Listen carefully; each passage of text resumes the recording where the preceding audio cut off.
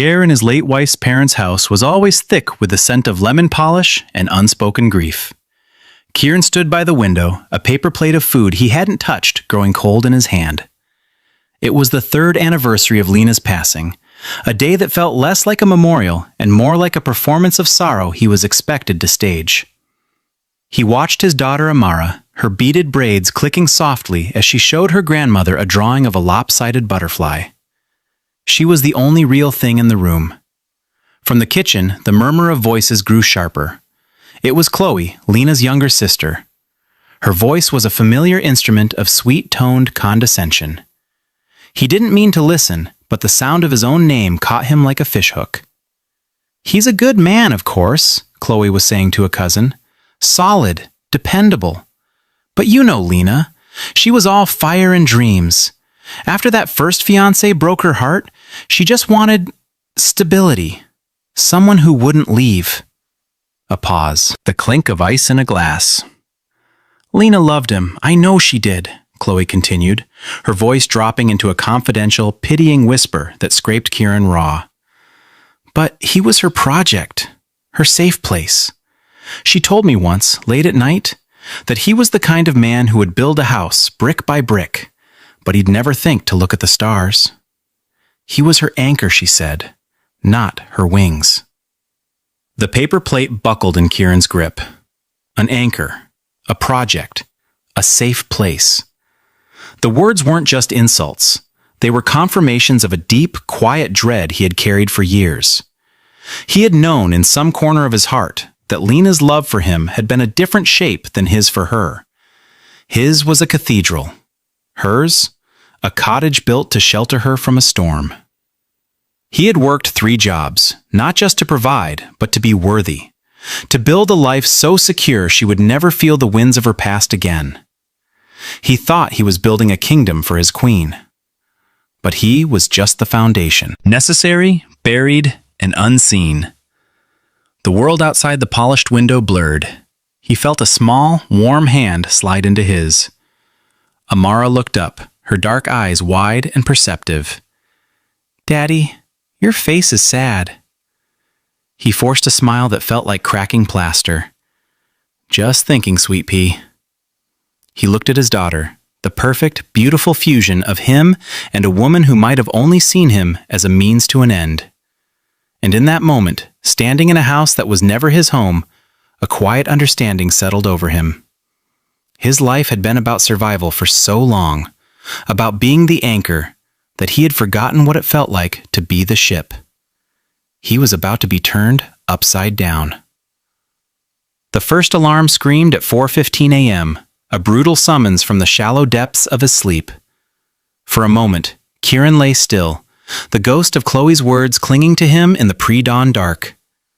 An anchor. He swung his legs out of bed, his feet hitting the cool linoleum floor of his small apartment. The day didn't care about his feelings. The day demanded work. Job number 1 was the warehouse. He was a logistics supervisor, a title that sounded grander than the reality of managing inventory, placating overworked drivers, and the constant, bone-deep weariness that came from being on his feet for 10 hours. He moved through the cavernous space, the smell of cardboard and diesel fumes his constant companion. He was good at his job. Efficient, respected, quiet. He solved problems with a calm that unnerved his superiors and earned the trust of the men on the floor. He was solid, dependable. The words echoed in the cavernous space. By 5 o'clock, he was punching out, but his day was far from over. He'd race across the city of Philadelphia in his beat-up sedan, the back filled with the tools of his second trade. Job number 2 was freelance handyman work. Leaky faucets, flickering lights, shelves that needed hanging. He moved through other people's homes like a ghost, fixing the small things that were broken, his dark, calloused hands gentle and sure. He liked the quiet solitude of it, the simple satisfaction of making something right. It paid for Amara's ballet lessons and the good crayons she liked, the ones with the sharp tips. Most weeknights, he was home by 8, just in time to cook a simple dinner, braid Amara's beautiful coils for the next day, and read her a story until her breathing deepened into sleep. Those were the hours that fueled him, the quiet, domestic rhythm that gave the relentless work its meaning. He would sit in the dim light of her butterfly-shaped nightlight, watching her sleep, her small chest rising and falling, and the exhaustion would recede, replaced by a fierce, protective love that was the truest thing in his life. But on weekends, there was job number 3, delivering groceries for a gig app. Long hours spent in his car, navigating city traffic, carrying bags up flights of stairs. It was the job he hated most, the one that felt most anonymous, but it was the one that was slowly, painstakingly, building a savings account, an escape hatch, a future for Amara that was wider than the 4 walls of their apartment in their historically black neighborhood. His life was a carefully constructed machine of labor and love. He took pride in it, in his ability to provide, to protect, to be the unshakable center of his daughter's world. But since hearing Chloe's words, a hairline crack had appeared in the structure. He looked in the mirror and saw not a devoted father, but a fool. A man who had poured everything he was into a vessel that was never meant to hold him. He had been so focused on being Lena's anchor, he hadn't realized he was drowning. He smoothed down his pressed but worn work shirt. He took care with his appearance. His short, natural hair was always neatly trimmed, his boots always clean. It was a small act of dignity in a life that often felt stripped of it. He was more than his labor. He was more than a function. He just needed someone to see it. Miles away, in a tower of glass and steel that pierced the Philadelphia skyline, Naima Vance saw everything and felt nothing. From her corner office on the 40th floor, the city was a silent, glittering map. She was the CEO of a multi-billion-dollar tech conglomerate, a title she had earned with a ferocious intelligence and a work ethic that bordered on self-punishment. Her deep brown skin was luminous even in the harsh fluorescent light of the boardroom, and her natural hair was styled in elegant, intricate locks that were a quiet statement of her identity in a world of corporate conformity. She commanded rooms with a stillness that was more powerful than any man's shout. Her sentences were precise, her logic unassailable. She was a force. A success story. A black woman who had shattered every ceiling placed above her, and she was profoundly, achingly alone. Her days were a blur of meetings, data analysis, and strategic decisions that affected thousands of lives. She moved through them with a curated grace, her tailored suits a form of armor. People didn't see her, they saw her position. They saw profit margins, power, and opportunity. They wanted her time, her approval, her resources. No one ever asked how she was. Her evenings were the starkest reflection of her life. She would return to a sprawling penthouse apartment that looked like it belonged in a magazine. It was a monument to success, filled with minimalist art and designer furniture, but it held no warmth. It was a space, not a home. Dinner was often a perfectly balanced but tasteless meal delivery box, eaten while scrolling through more work emails on her laptop. The silence in the apartment was absolute, broken only by the hum of the city far below. Her backstory wound was not one of tragedy, but of 1,000 tiny cuts. Her parents, both respected academics, had loved her achievements, not her spirit. Affection was transactional. Praise was conditional.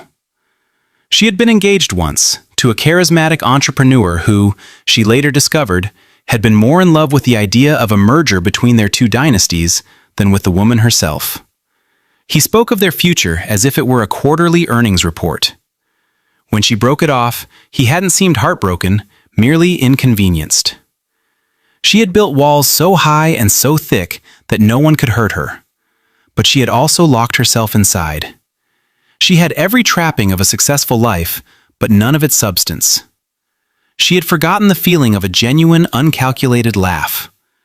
She couldn't remember the last time someone had touched her with simple affection, a hand on her arm that wasn't meant to guide her toward a photo opportunity. She looked out at the glittering city, a kingdom she had conquered, and felt like a ghost haunting her own life. She yearned for something real, something authentic, but she no longer knew where to find it, or if she would even recognize it if she did. The storm broke over the city with a sudden, violent fury. It was the kind of rain that seemed to want to wash the world away. Naima was driving, her mind still churning from a hostile board meeting where her latest acquisition was being picked apart by vultures in suits. She had taken a wrong turn somewhere in the maze of unfamiliar streets, trying to find a shortcut home, trying to outrun the tension coiling in her shoulders. Then came the sickening thud and the violent shudder of the car pulling hard to the right. A blown tire. She wrestled the luxury sedan to the curb, the engine dying as she brought it to a stop in a dimly lit, narrow street. Rain hammered against the windshield, blurring the world into a watercolor of bleeding neon and deep shadow. She tried her phone. 1% battery. It died in her hand. A wave of cold anxiety washed over her, something she hadn't felt in years.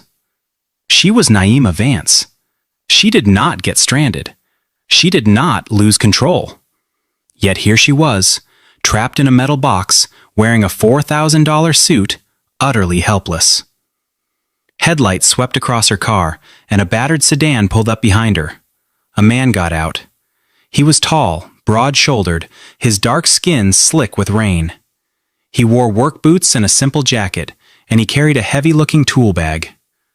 For a terrifying second, her carefully curated world of security guards and private drivers evaporated, leaving only the primal fear of a woman alone in the dark.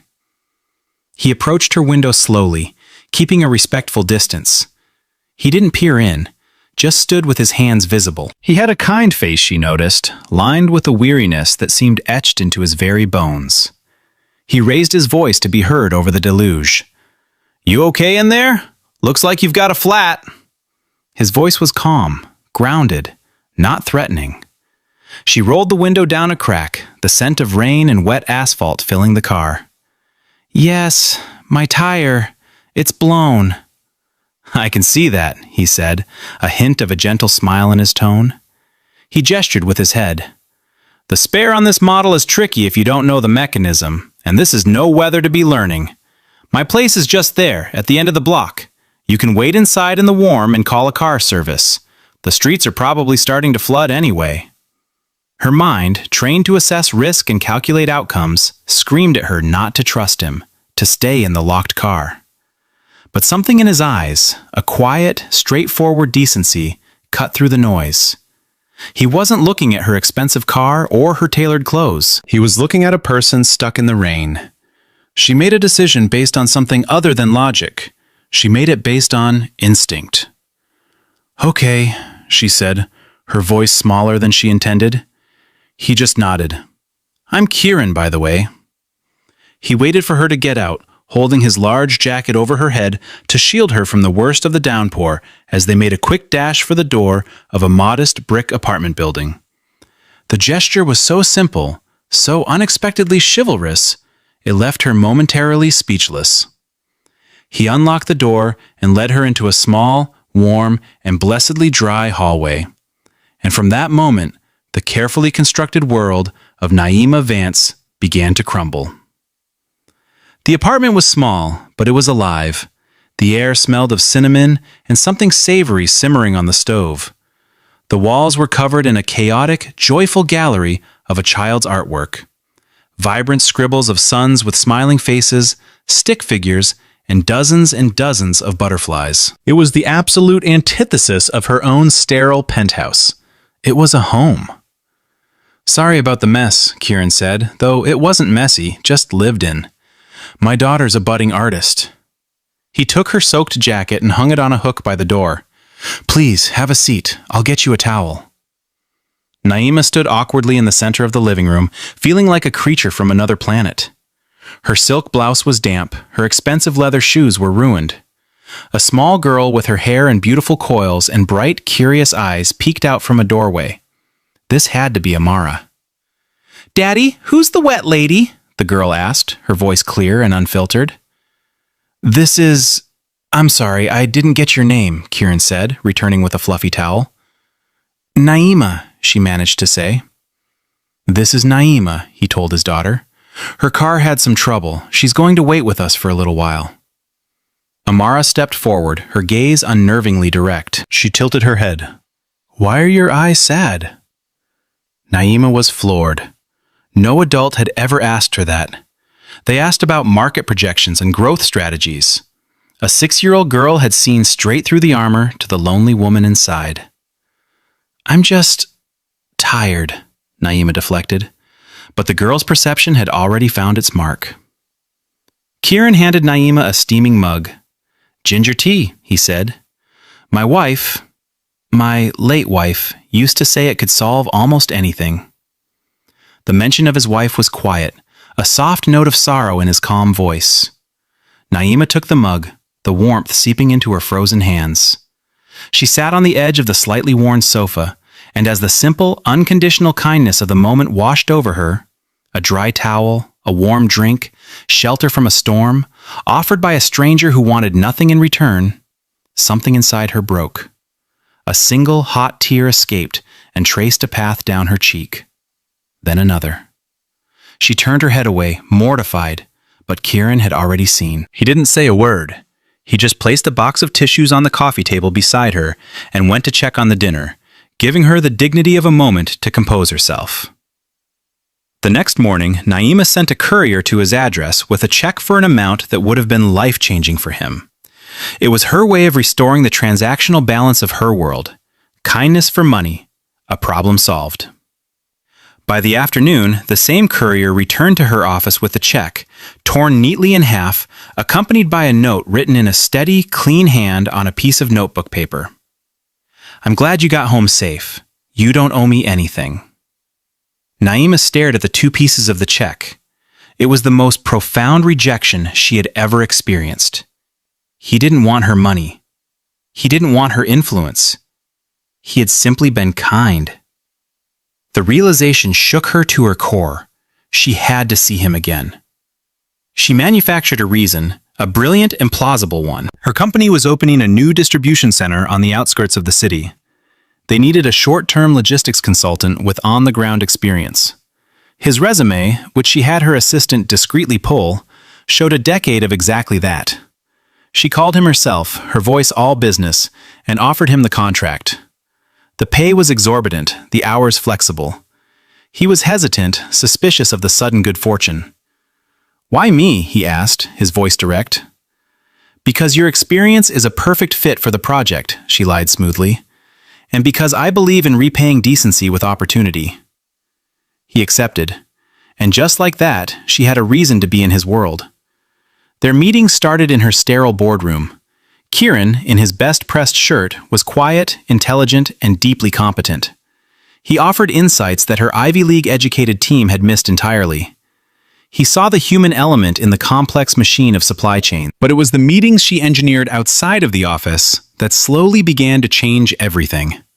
She would stop by his apartment with urgent documents that could have been an email, always around dinner time. The first time, she stood awkwardly at the door until Amara grabbed her hand and pulled her inside. "Are you staying for dinner? Daddy's making spaghetti."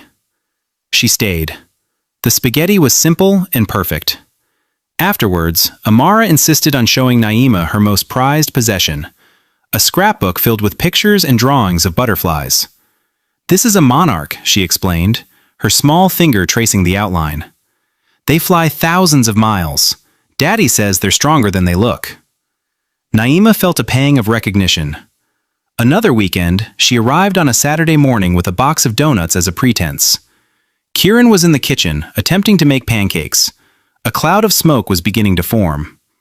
"Daddy, you burned it again," Amara announced with a giggle. Kieran sighed, scraping a blackened disc into the trash. "Pancakes are my mortal enemy." Naima found herself laughing, a real, unbridled sound that felt foreign and wonderful. "Let me try," she said, rolling up the sleeves of her cashmere sweater. She'd learned to cook from a YouTube video one lonely Sunday, a skill she'd never had occasion to use. Her pancakes weren't perfect, one was shaped like a strange continent, but they weren't burnt.